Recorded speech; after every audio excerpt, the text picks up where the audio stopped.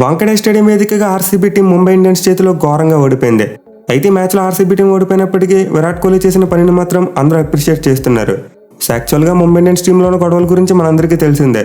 వాళ్ళు తమ successful captain Rohit శర్మని పక్కన పెట్టి హార్దిక్ని కెప్టెన్గా అపాయింట్ చేశారు. అండ్ దీని కారణంగా హార్దిక్ పాండ్యా మీద చాలా హీట్ రావడం స్టార్ట్ అయింది. మెయిన్లీ ముంబై ఆడుతున్న ప్రతి మ్యాచ్లో కూడా హార్దిక్ పాండ్యాను ఫ్యాన్స్ అంతా బూయింగ్ చేస్తున్నారు.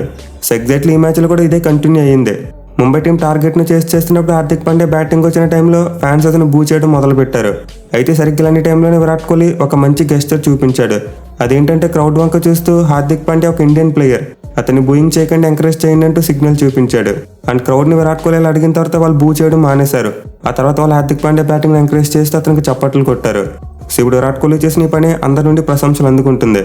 అలాగే మ్యాచ్ అయిపోయిన తర్వాత కూడా విరాట్ కోహ్లీ వెళ్ళి హార్దిక్ పాండ్యా నక్ చేసుకుని అతనికి విషెస్ చెప్పాడు. సో కోహ్లీ అయితే ఇలాంటి స్పోర్ట్స్మెన్షిప్ చూపించడం ఇది ఫస్ట్ టైం మాత్రమే కాదు. ప్రీవియస్గా చూసుకుంటే 2019 వరల్డ్ కప్ టైంలో స్మిత్ విషయంలో కూడా ఇదే చేశాడు. ఇన్ఫాక్ట్ అక్కడ మన ఇండియన్ ప్లేయర్ కాదు, ఇక్కడ ఇంకా హార్దిక్ పాండ్యా మన ఇండియన్ ప్లేయర్.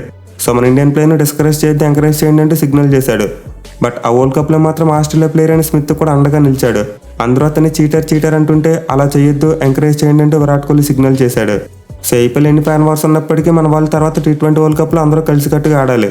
అండ్ అలా ఆడాలంటే డ్రెస్సింగ్ రూమ్లో ఒక మంచి అట్మాస్ఫియర్ రావాలి. అది జరగాలంటే ప్లేయర్స్ ఎలా ఒకరినొకరు సపోర్ట్ చేసుకోవాలి. ఈవెన్ కెప్టెన్ రోహిత్ శర్మ కూడా ముంబై ఆడిన 3వ మ్యాచ్లో క్రౌడ్కి చెప్పాడు, హార్దిక్ పాండ్యాకు బూ చేయకుండా ఆపేయండి అని చెప్పి.